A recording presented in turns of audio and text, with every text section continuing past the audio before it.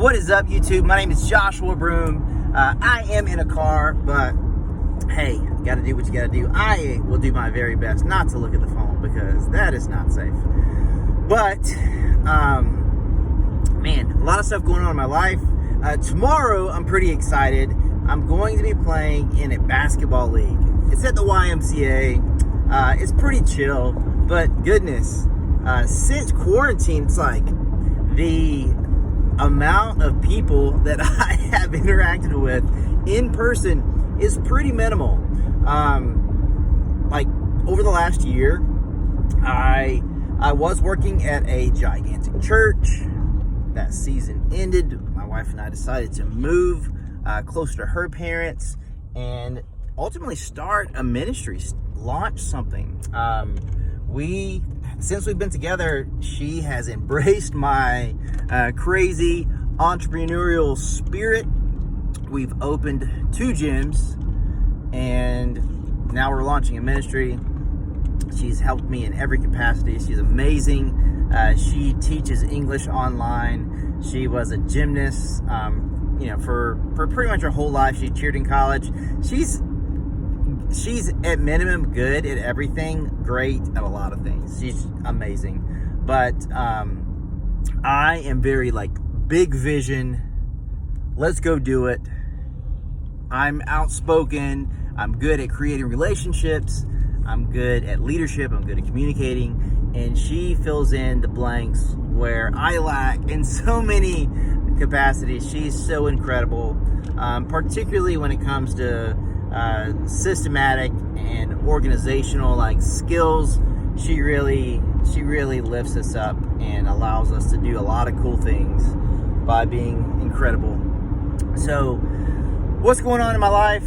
Starting and playing in a basketball league next week. Next month, I'm so excited, we're going to start meeting in person. I've started a church. My wife and I have started a church. It has predominantly been online.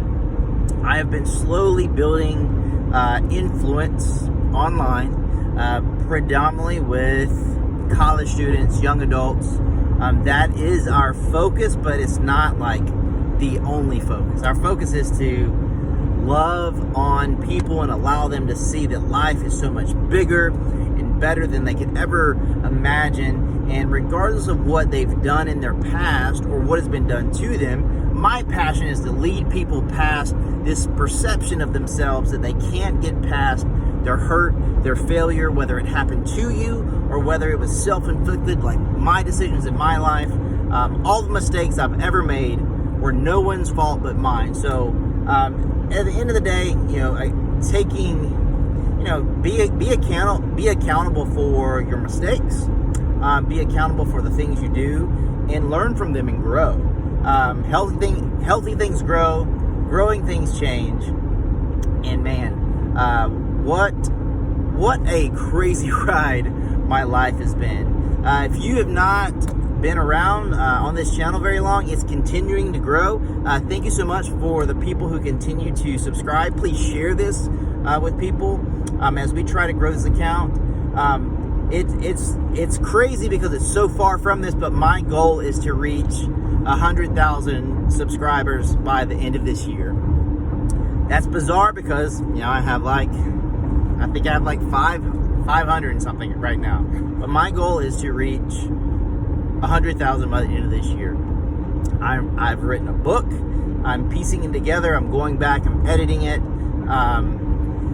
Ultimately, I was going to publish it with a specific company, and that company, their passion and their vision for what they wanted to do with the book was different than mine. And my story is my story, and I'm not going to compromise on any details and tell a different story than that is the most authentic story and is the most true story, because I believe that is the story that is going to impact people.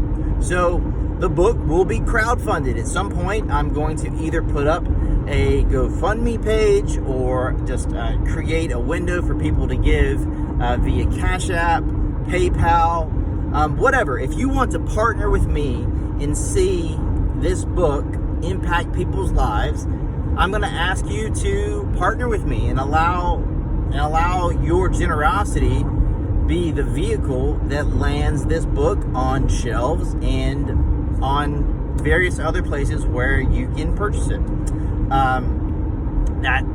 I believe strongly in that. I believe that if God wants to do something, it will never lack his provision. And the way that God moves most often is through people. And that is a miracle. It's incredible. And I've seen God do some pretty impossible things in my own life. And I'm praying that you will partner with me and go on this journey with me. So yeah, I'm excited. I'm excited to see what's going on. This week, my wife is 20 weeks pregnant. We're so excited. We're going to go and we're going to see the baby. And so as of right now, unless my wife changes her mind, she's let me have my way. I wanted to find out the sex of the baby. With our first, she allowed me to. We were not going to find out the sex of the second, but he revealed himself to us and the nurse. We were like, is that a penis? And we're like, yep, sure is. We're like, okay, well, he's a boy. But we plan on not finding out if it's a boy or girl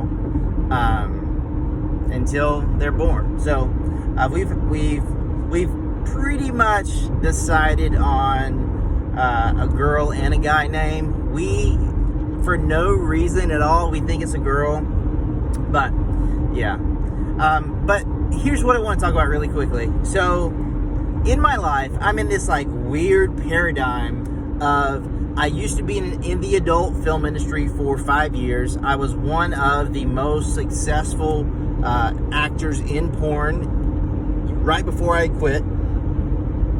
I've done over 1,000 movies. I won a ton of awards. I've been nominated for Performer of the Year 3 times. I won it once. Done all this stuff. Traveled the world, made these movies. Was pretty famous in that genre for a long period of time. And then I left. And my world kind of fell apart because that had become my identity. But I knew that identity was killing me. I was suffering from depression so deep and so dark that honestly I didn't want to live. And I just knew that I didn't want to continue making movies in that way. But I saw myself as only being able to or useful for selling my body. Like, that's how I saw myself. And that's the issue with pornography.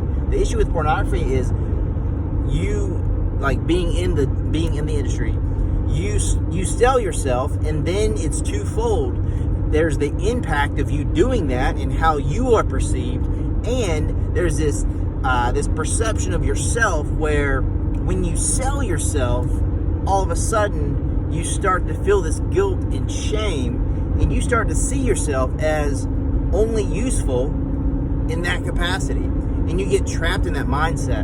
And you start to believe, I can never have a family. I can never have kids. No reputable business is going to hire me. I'm a leader. That is who I am. Like, I'm a leader not because of what I want to do. That's just who I am. I am a leader. That's how I'm built. Leadership is in my blood. It is what I think about all day long. I think about leading people. I think about making people better.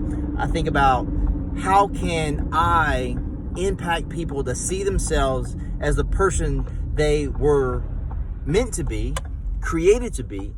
How can I let people, how can I prompt people, how can I elevate people, how can I get people to see themselves as the amazing people they are, and how can I illuminate the gifts and talents they have and encourage them to not live their life trapped in this false ideology of, I have to work this job to pay these bills, and that's what my life is about.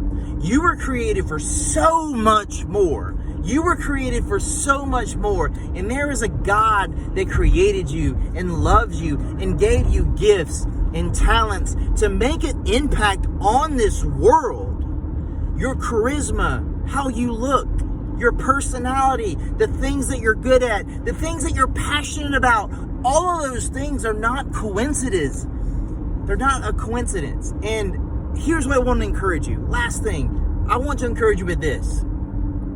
If there's something that you can't stop thinking about, that you want to do in your life, like a goal that you want to accomplish, a career that you want to go after, don't give up on it because it looks like it's hard. There is nothing in life that is worth doing that is easy. But I promise you, if you put in the work and keep pursuing that thing that's on your heart, God will do one of two things. He will provide you a way to get to where you want to go, or He will allow you along the way to see that there is something in that area that He wants you to move towards. We're like a pinball machine, right? So God sets the boundaries. When we go off course, if we listen to Him, He will put us back on track. And at the end of our destination, we'll end up where we were meant to be. So, I love you so much. I know that was random. It was a lot of information. I love you. I hope that you're having an incredible day. And I'm going to attach my my Cash App, my Venmo on this. If you feel called to give, please do. But I'm going to do an official video, something that will be on our website that we'll be launching soon, and it's going to be an opportunity for you to give and partner with me to get this book out to people, because I believe that it's going to make a huge impact in people's lives. So I love you so much, and I hope that you have a great day.